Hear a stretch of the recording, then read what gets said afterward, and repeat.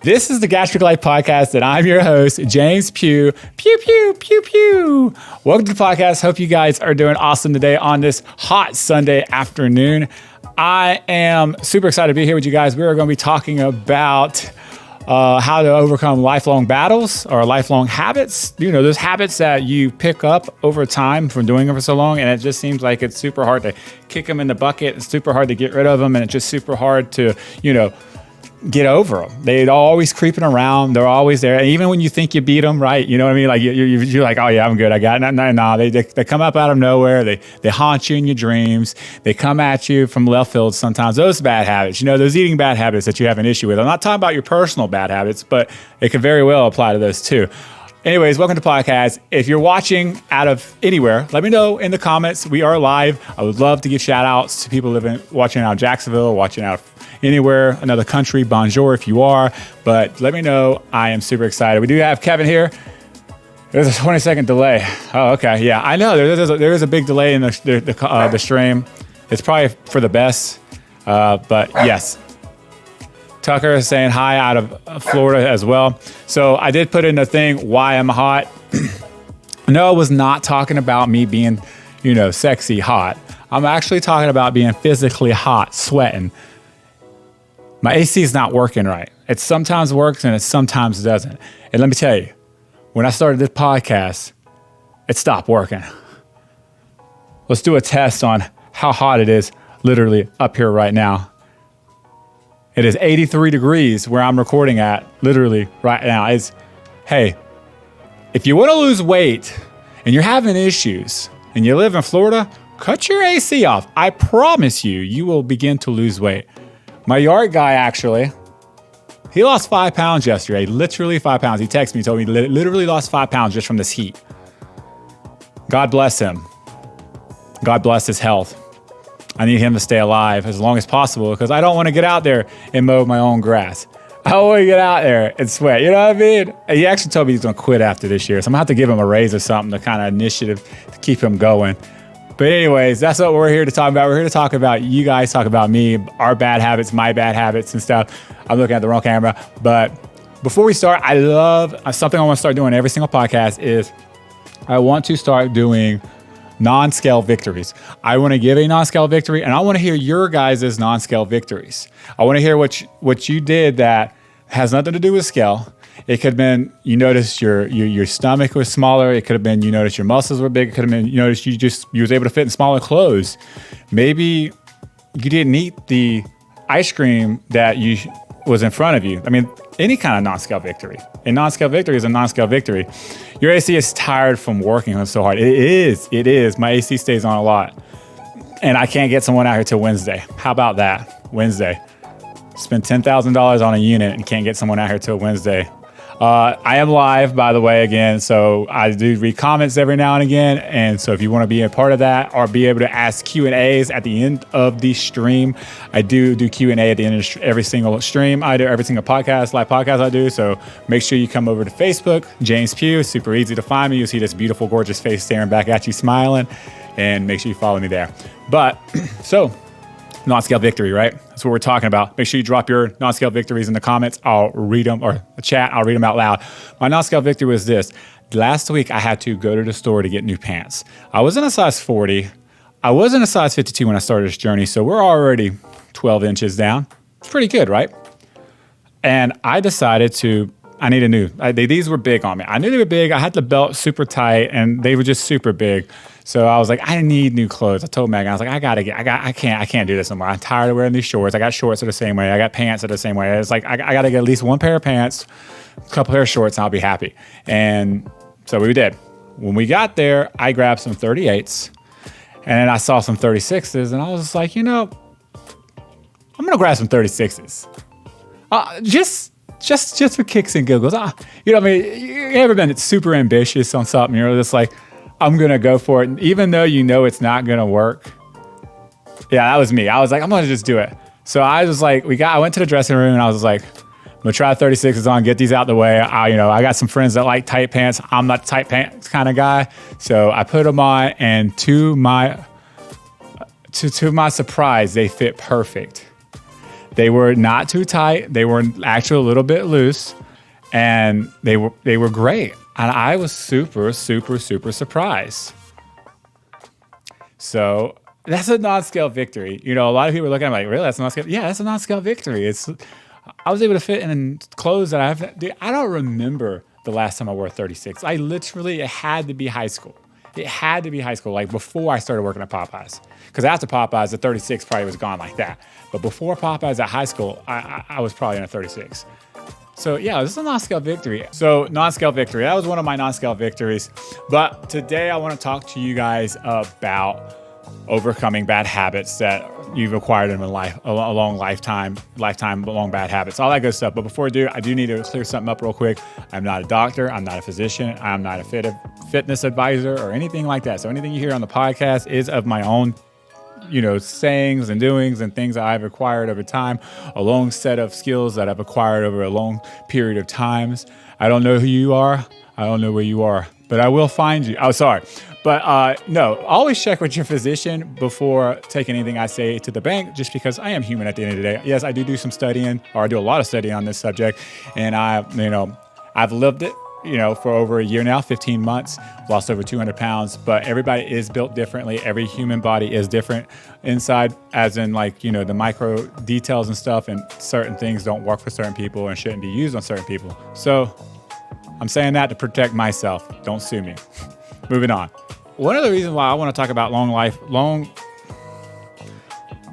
life bad habits is lifelong. That's why I keep messing up. I'm saying long life. See, I told you guys you're going to hear something from James come out before the podcast ended. We're literally like 5 minutes in. You've already heard something from James.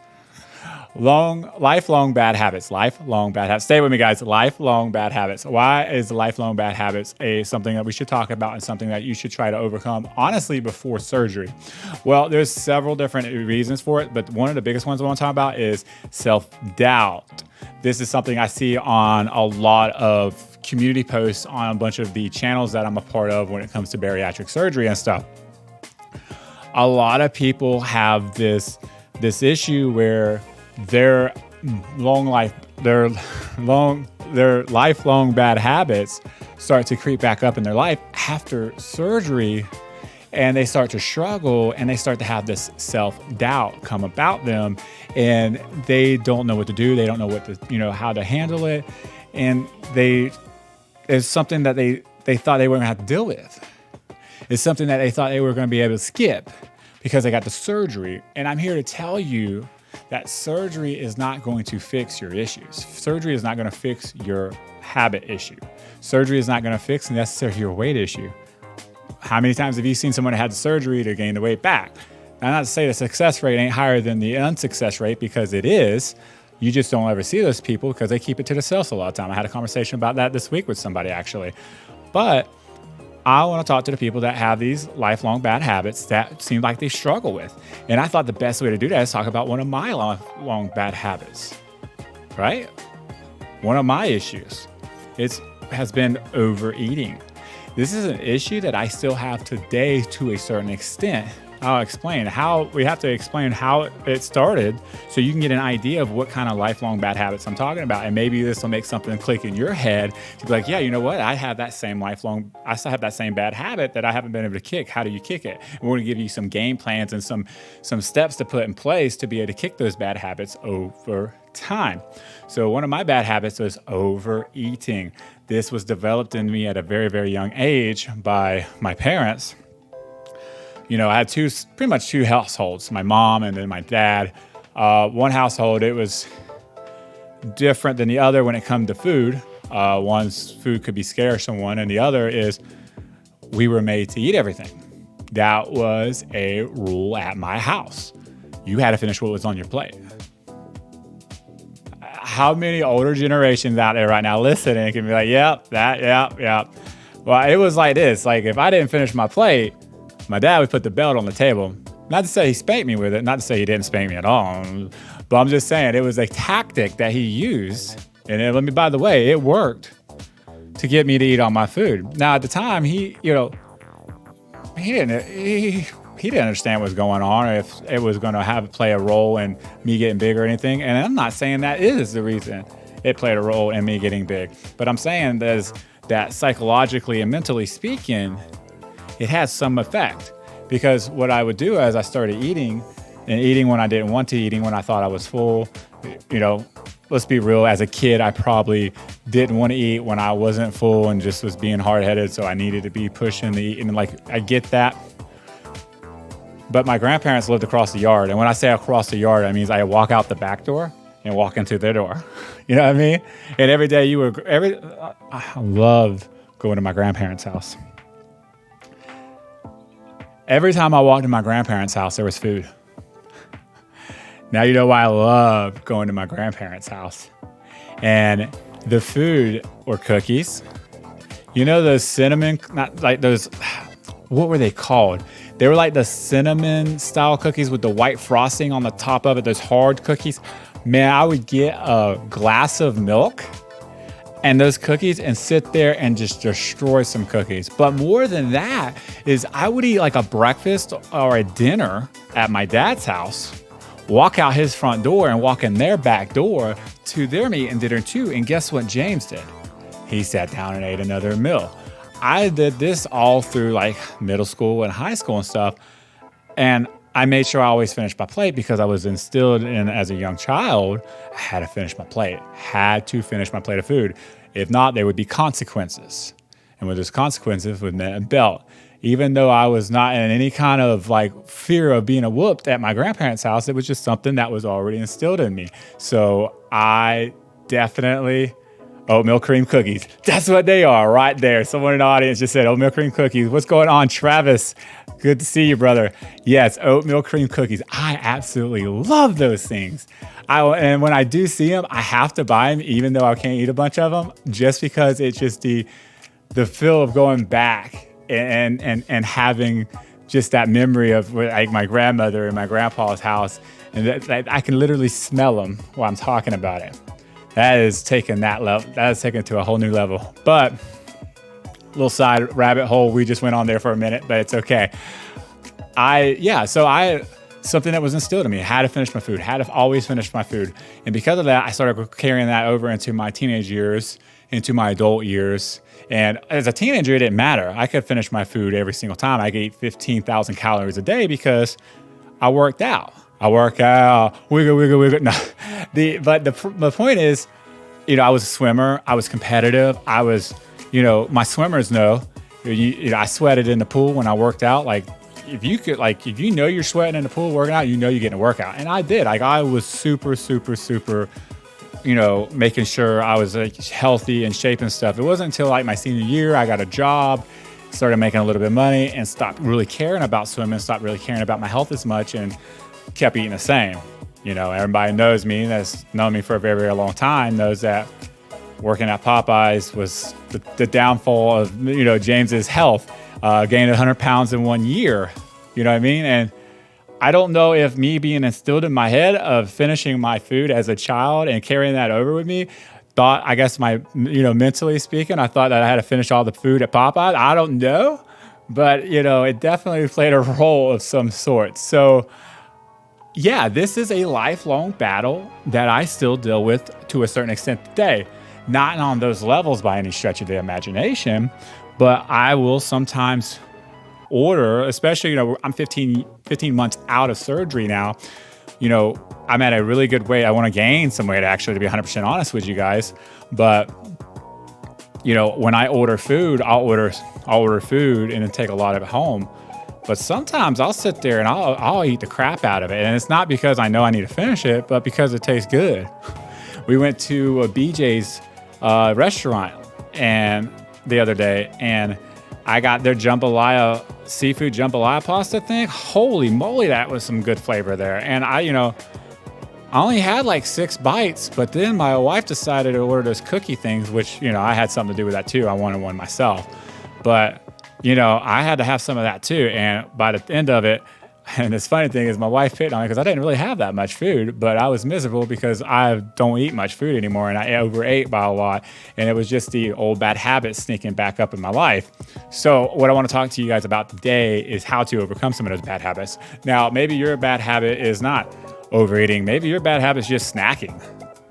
That was one of my bad habits when I was, in the process of losing weight before surgery and getting mentally prepared for surgery and all that was I snacked like crazy. Playing video games, sitting up here working on content and stuff, constantly eating, constantly putting some kind of food in my mouth. And because of that, it's something I had to learn how to break.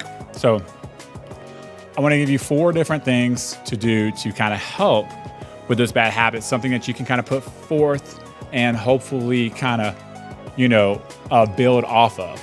And below, you let me know some of your bad habits, right? If you're watching live and you're not listening back, you can let me know some of your bad habits. And at the end, again, we're going to do Q&A. So if you guys are here and want to hang out or want to come back and ask some questions, you got personal questions for me, or you have questions about bariatric or just health in general, make sure that you're there, because I'd love to talk and answer any of those questions. But the first one is game plan.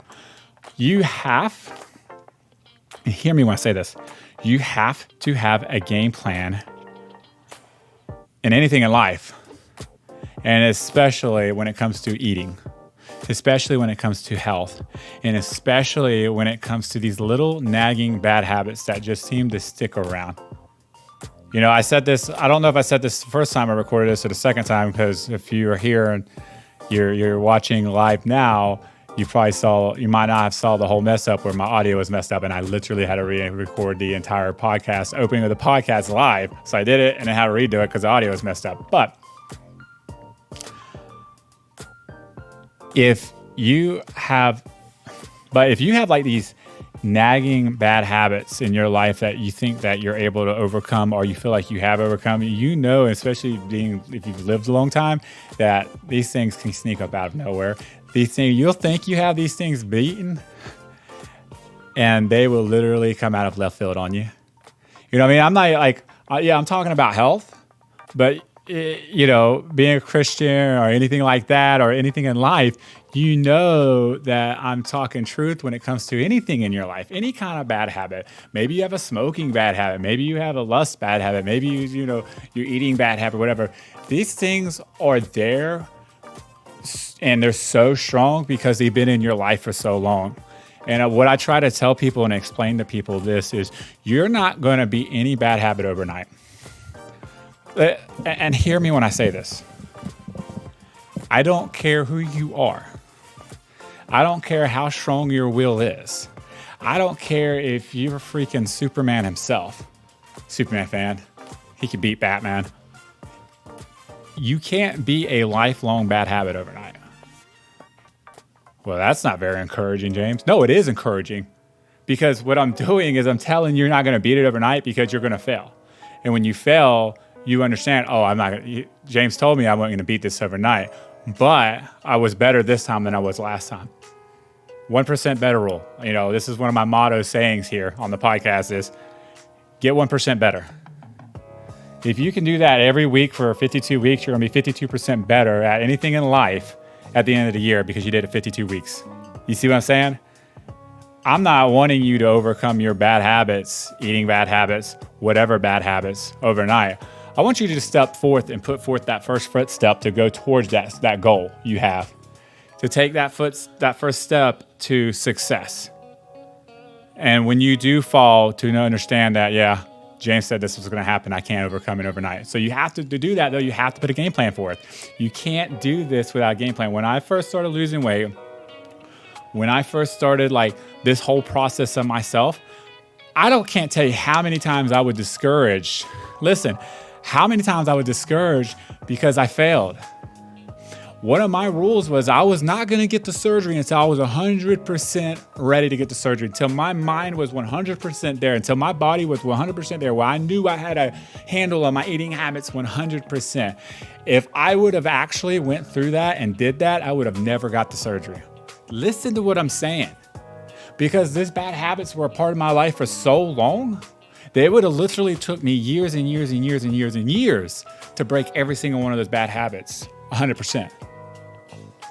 But once I finally learned that, once I finally understood that and saw where I was to where I am now, or where I was before surgery to where I was before surgery, like when I started to where I was, it was a huge gap.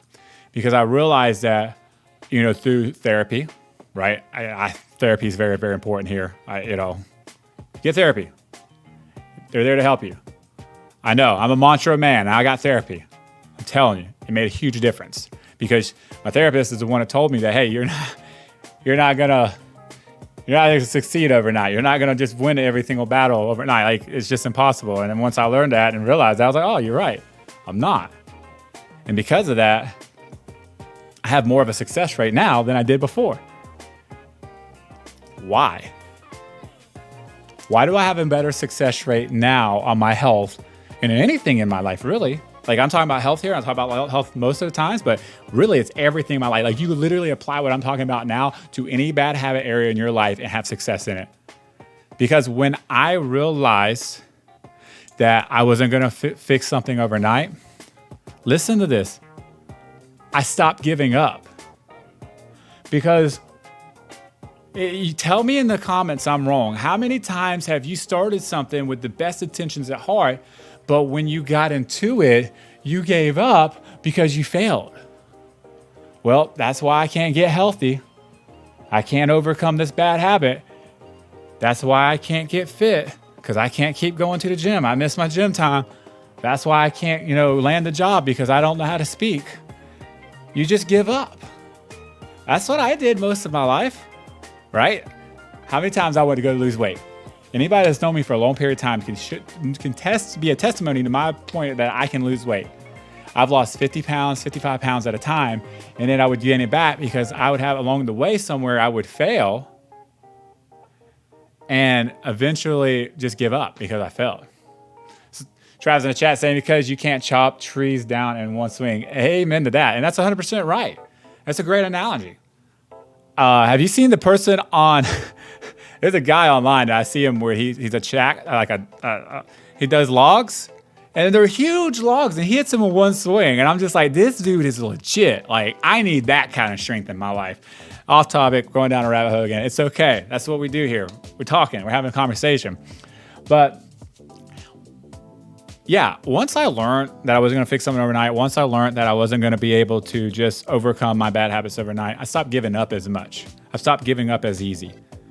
I'd have bad days, but I'd understand that this wasn't going to happen overnight.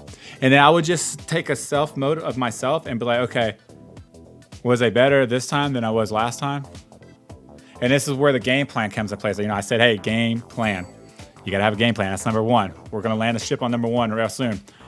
Because then I'd have this game plan in place of like, all right, I failed here. And then I analyze it. Why did I fail? What caused me to fail this time?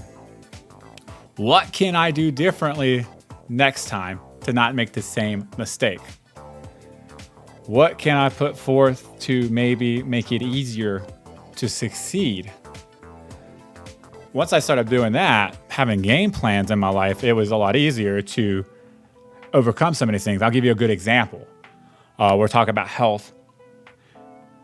One of my biggest issues was when we had Thanksgiving dinner over here, because everybody would come to our house to eat, and then everybody would leave everything.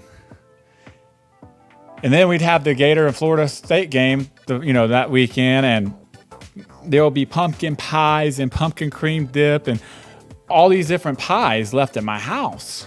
I would eat them all. I literally, in a 24-hour period, ate an entire pie. A lot. Like, that's just what I did. The food was there, and I just decided that I'm going to eat it. So I made a game plan. This is where the game plan comes into place. And literally, this is something I struggled with before surgery. And this is why I tell you this, because before surgery, I had Thanksgiving, and I didn't eat a whole pie, but I think I ate like half a pie or something like that, and I had so much self-doubt. And this was like, I was only a few months out from surgery at this point, and then we had, Crohn's disease and all that happened, and I got pushed out further. But I talked to my therapist about it. I was like, I don't think I'm ready. I was like, I honestly don't think I'm ready because I just screwed up.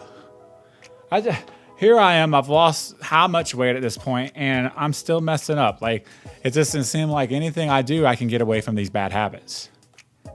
And it was such an encouraging thing. What she said next to me was the simple fact that you're sitting here saying that tells me you're ready. Because you have enough self-consciousness to think about that to where you're like, I don't know if I am ready. It tells me that you are ready because you are thinking about it and you're figuring out how not to let that happen again. And that's what we did. We talked about, we came at a game plan. My game plan was simply this on that. Stop leaving food at my house. This past Thanksgiving, everybody came over. I look at everybody and I say, hey, you're not leaving food at my house. Because if you do, it's going in the trash immediately. And there was a lot of stuff I threw out. There was a lot of more food taken home than usual. I did keep a little bit of pie, if I'm being honest with you. You know what I mean? Hey, I'd say get better at bad habits, not completely, no, listen, I had some pumpkin pie or whatever. I can't remember what I had. But the point is, I had a game plan. I executed that game plan, and I was way, way, way, way better this year, or last year, technically speaking now, than I was the year previous. It's because I had a game plan in place. I have game plans for everything. When we go out to eat, I order water, immediately. Don't hesitate. Don't think about it. And 99.9% of the time, I actually order water because I don't really think about what I want to drink. It's just natural that I drink water now, unless I'm drinking coffee. I don't bring certain foods in the house when I can help it, and this is a huge one, ice cream. And I'll be honest, we have ice cream downstairs right now because we got some dessert that had ice cream with it. And I know it's an issue because I will go by and open a tub of ice cream and take a couple spoonfuls out. Hey, I bet there's one of you watching or listening right now knows exactly what I'm talking about. Taking a couple spoonfuls out, eating it, and putting the lid back on, putting it in there. You're disgusting. You should be getting a bowl. That's what my wife would tell me if she heard me and knows. And she probably knows now because I talk super loud. And she's going to tell me that when I go downstairs. But it's okay. We'll just drink out of the milk carton and not say nothing. All right. So the second thing I want to talk to you guys about. So we got time or game plan. You put a game plan in place, you execute it, and you give it time. That's persistence, not time. Time's last. I didn't say time. You got to be persistent. And what I mean by that is you got to continually show up. You got to continually keep going. You got to continuously allow yourself to get up and ready to fight, because being persistent in anything in life is the only way you're going to get results. I have like a second YouTube channel. Like anybody that's known me for an amount of time knows, selfless plug here. Pew's Review on YouTube. It's taking off. It's I'm in the thousands of subs now. I got a fan base growing over there and everything else. But it was persistence. It was showing up every single day and putting in the work and not allowing myself to stay beat down and burnt out. Even though there were times where I got burnt out. You're going to have times where you get burnt out on dieting. You're going to have times when you get burnt out on eating healthy. You're going to have times where you just want a freaking soda. You want a freaking hot and fresh donut. You're going to have those times. And hey, is anybody listening? It's all right to have those every now and again. Ooh, he's a health podcast and he's telling me I'm going to have a hot and fresh. I'm about to go eat a dozen of them. No, don't go eat a dozen. I'm just saying, it's okay to have one of those every now and again, but just be persistent in the fact that you're going to get up and keep going the next day. I don't care what anybody tells you. I literally had this conversation with my nutritionist, and she 100% agreed with me. If you try to give up everything 100%, 100%, like I'm not going to eat no sugar at all. I'm not going to eat no carbs at all. You're not going to succeed. I mean, there might be I can see a comment now on a podcast somewhere, or I'm going to get a review on somewhere on Apple Podcast. They're going to be like 0 stars or something because they were that 0.1% that was able to do that. You got those freaks of nature out there. Like I'm not that. And majority of the people that are listening to this ain't that. So, you know what? Be persistent in getting up. And if you go and have something every now and again, I had a cheese Danish earlier. Anybody that's listening to any podcast know I'm a cheese Danish freak at Starbucks. I tried one day and now I can't get enough of them. I don't eat them every single day, but when I go to Starbucks and I want one, I get one. Do I get one every single time I go to Starbucks? No. Do I get one too many times? Yes. But that's not the point. I'm persistent on getting up and keeping going the next day on everything else in my life. Anyways, moving on. You got to have persistence You got to be persistent on everything you do in life. Even when you do give in to those temptations, even when you do have a splurge moment or a cheat day or whatever, as long as you're persistent and waking up the next day and continue going, that kind of goes back to what I was talking about of giving up, right? Like if I have a bad day on my diet or something, I wake up the next day and I know that it's time to get to work. I'm persistent in showing up and continuing to go. All right. If you have a bad day at work, if you and a coworker, you and your boss get in an argument at work, you don't just give up and quit and not show up to work the next day. You go to work. You got to. For one, if you're a man, your wife ain't gonna let you stay home. And for two, you gotta pay the bills. Imagine how many more people would be healthy if I said, hey, if you don't get up the next day and start this health thing, you're going to die right then and there. You know what? There'd be a lot more healthier people out there in the world, wouldn't they? Because they'd be like, oh, man, I have to show up to that point. I have to be persistent at that point. But being persistent is a key to anything in life. Not just health, but anything. Let's move on to number 3. And if you're getting any kind of love from this or you're getting any kind of like encouragement from this, you let me know in the comments on YouTube. You can let me know in the chat live. You let me know in a review on one of the other podcasting platforms out there. I would love to hear from you guys. But number 3 is accepting help. Yeah, accepting help. That's hard to digest for me. I'll tell you a story. I was looking at the wrong camera the entire time, and none of y'all told me. When me and my wife first got married, we went through a little bit of a financial struggle. I lost my job, and it got pretty rough for a little while. And I was super, super, super stubborn on asking for help. You know, I felt like I'm the man of the household. It's my job, my duty to provide for that household. You've probably seen several movies, on Hallmark about this kind of guy. Yeah, I'm that guy, right? And I had to learn through struggles and, different things that it's okay to ask for help. It's okay to get that help, and it's okay to allow people to help you. And, we got that from especially from her parents and stuff. And, I'm grateful for it today because, I wouldn't be, me and my wife might not be where we are without them. So having that kind of help there was great. I use that as an example, but, other things when it comes to health. Now, I need to be very, very clear when I say this. There are 2 types of people that want to give you advice. You know where I'm going with this, don't you? You got the loved ones and the people that actually care about you. Then you got the naysayers and the ones that just want to be hateful and act like they know what they're talking about and act like they care about you, but really deep down inside they want to see you fail because they're either not happy with themselves or they're just those kind of people. You're going to run into those people. Some of those people might be your coworkers. Some of those people might be your family. You know what I mean? Like your cousin that you really don't like, but they, y'all got to get together on Thanksgiving anyways. And, they kind of try to give you advice, but it's really bad advice and they want to see you, be careful of those people. But then you got the people that do care about you. You got the people that do honestly worry about you when it comes to health, when it comes to mental health, or whatever the case may be. Those people you need to lean into. Those people you need to actually hear. I had I had friends that would go and tell me for it seems like years, and I think it was, that they were worried about my health.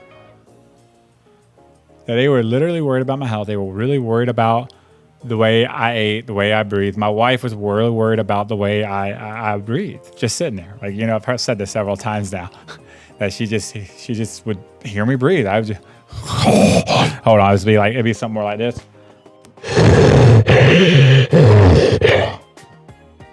Like, seriously, they were really worried about me, and they would tell me this, and they would be like, look, we just love you, and we don't want to see you die from this, that, and the other. And, listening to them and seeing and looking back at the time, and I think it might have just been my stubbornness coming through, but we kind of like, who are you? You know what I mean? Like we get that way sometimes, don't we? We're like, we know ourselves, we know our bodies, regardless of what you say, I'm going to do me. And I think that's detrimental to our psyche and our health. Because if someone out there loves you enough to tell you that, hey, we want to see you get healthy, and they want to help you get healthy. Now, if you're gonna like just tell me what I need to do and not be doing it yourself, that's one thing, right? Like we meet those people all the time too. But if someone's out there that's willing to help you, and I'll give you a prime example. This literally just popped up, and I'm gonna give them a little bit of a shout out here. When I first started getting healthy and I first started this journey, one of my biggest issues was going to the gym. One of my biggest issues today is going to the gym.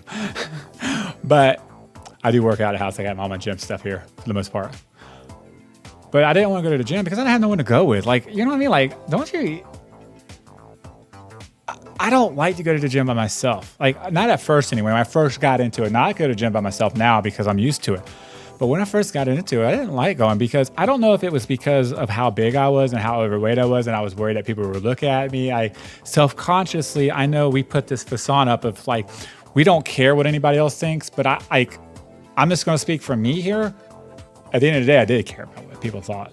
I did care about people looking at me, and I did care about how I came across to some people. So I would stay out of certain situations where people could look at me, and that was the gym.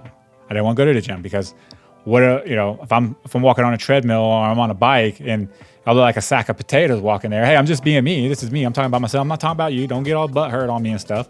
But I just didn't like go to the gym. So I was having this conversation with a couple guys at work one night, and I had this guy named Dwayne.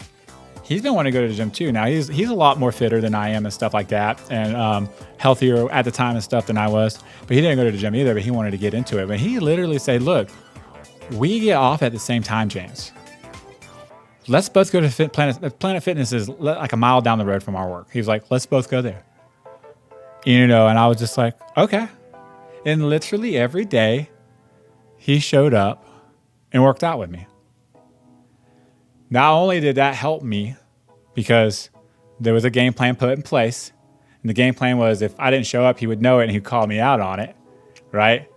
It also kept him accountable because he knew if I showed up, the 400-pound guy and the 200-pound guy didn't show up to work out, what is it going to look like? And he helped me. Somebody at my job, not a family member, not anything like that, a friend, helped me on my health journey. And you have friends like that in your life that will do the same thing for you, but you just have to accept it. You can't be stubborn, you can't be hard-headed, and you have to want it for yourself. At the end of the day, listen to me when I say this, at the end of the day, you will do what you want to do. You can either take the easy road or the more hard road to get through. Hey, look, which road are you taking? The one that's less traveled? The thin, narrow road? Or are you going to take the broader road that everybody goes through because it's so easy to go through?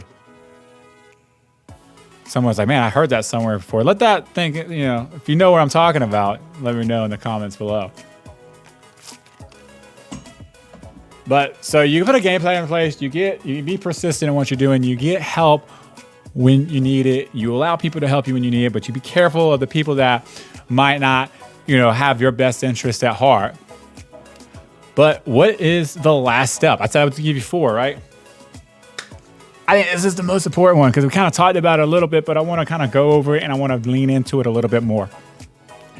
Is giving yourself time.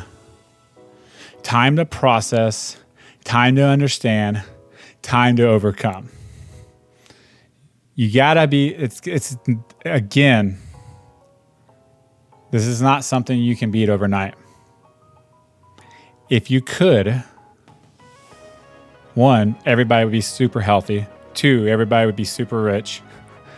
3, you wouldn't have mental issues, psychological issues, whatever the case might be. Like, the entire world would be flawless because everybody could overcome their issues in one day. But the problem is you can't. The problem is 99.9% of the people in the world can't overcome their lifelong bad habits. They can't overcome those things that have been irking at them for for many years. And because of that, they just give up. Because of that, they beat themselves up when they fail. You got to stop beating yourself up so bad.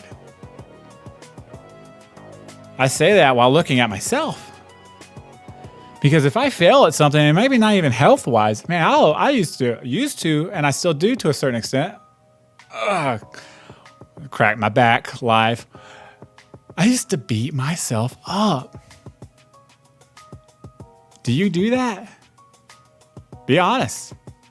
Listen, we're a judgment-free zone here on Pew's. Well, I said Pew's Review, the Gastric Life podcast, the Gastric Life, Team Gastric over here. Hashtag Team Gastric is a hashtag that I'm trying to create, FYI.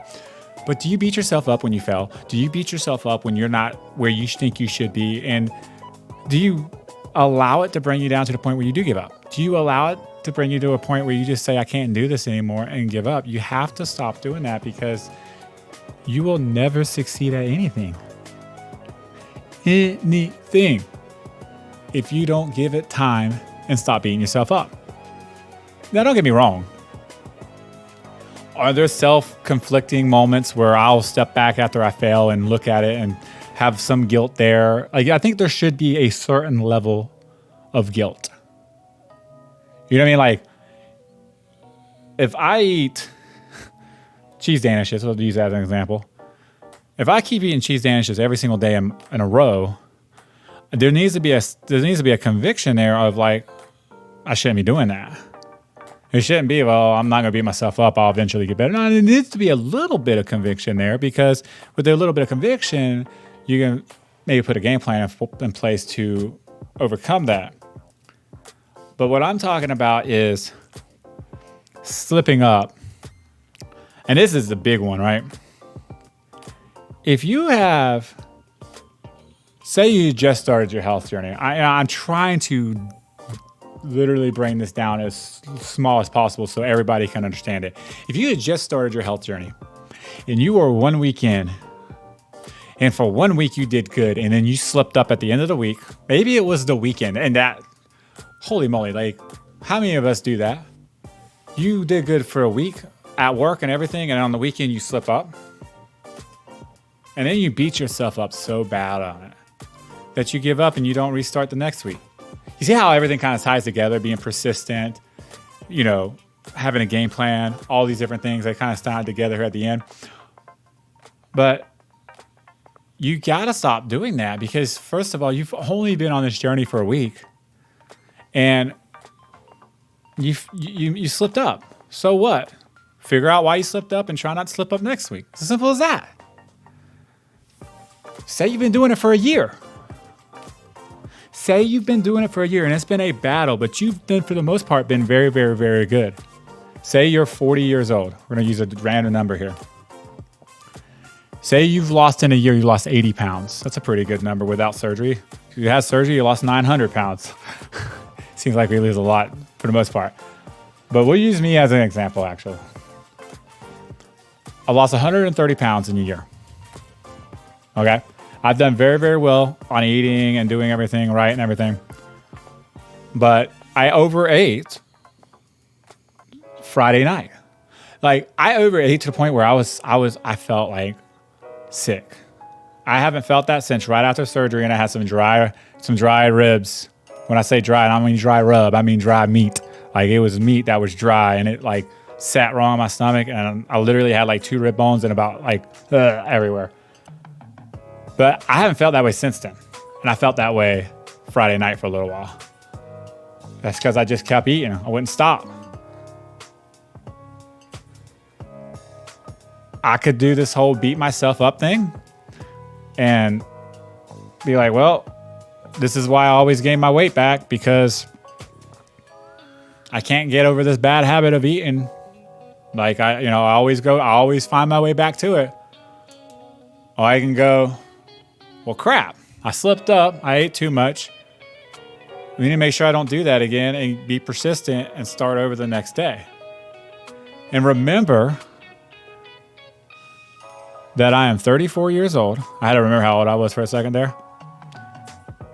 And I literally been eating unhealthy for how many years? Since I was like unhealthy wise, probably since I was like 12, 13, as in like junk food and stuff. So more than half my life. And I lose 130 pounds in a year and I have a slip up. I say that's pretty freaking good. Not to say I don't have other slip-ups areas in my life, because I do. And, you know, we'll eventually open up to those things and stuff and talk about them and how to overcome them, because I guarantee some of the areas that I slip up and struggle with when it comes to health and stuff or anything is some of the areas you guys do too. Because at the end of the day, we are all human. And Peter said it best himself. There isn't something that you're going through that somebody else in the world hasn't already gone through. Amen?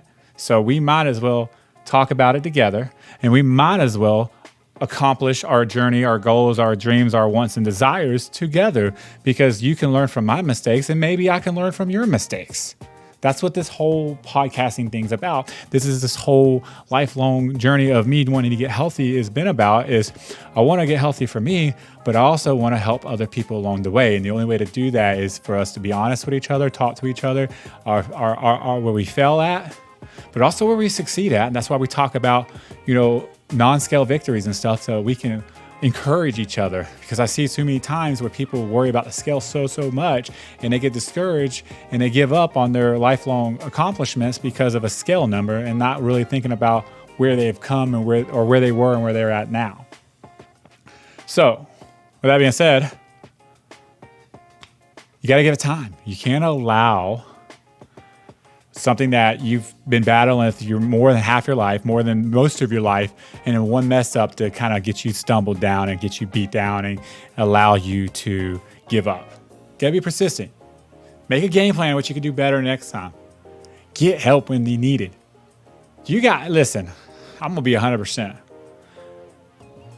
You got somebody in your life you can talk to. It could be your spouse or be a coworker at work, right?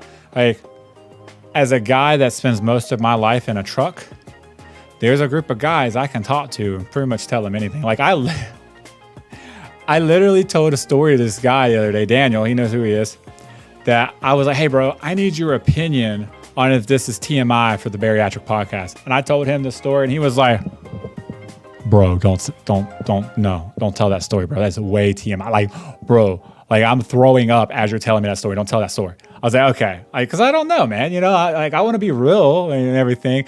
And I know there's a couple of people that's like, oh, what's the story? I really want to know it. Maybe one day, not right now. But, okay. So find the person you can talk to and just talk to them. Hey, this is where I'm struggling at. What do you think I should do? Be real with them. Explain your situation.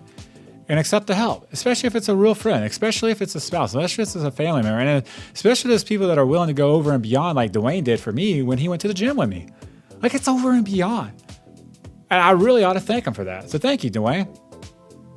If he ever listens to this podcast, maybe he's listening right now. Maybe he'll be like, man, I really appreciate you giving me a call on the podcast the other day. But hey, I hope all that was encouraging to you guys. I hope that you got an idea. Hold on. My AC came on. Hallelujah. My AC is on. It's running. I thought it's starting to cool down up here. This is awesome. I'm super excited. So hopefully you guys got hopefully that guy's, I'm encouraged now, as you could tell. I mean, you could probably like see the sweat coming up on me because it was getting hot. It was like 85 degrees up here and I was just pushing through like, hey, we're going to get through this podcast.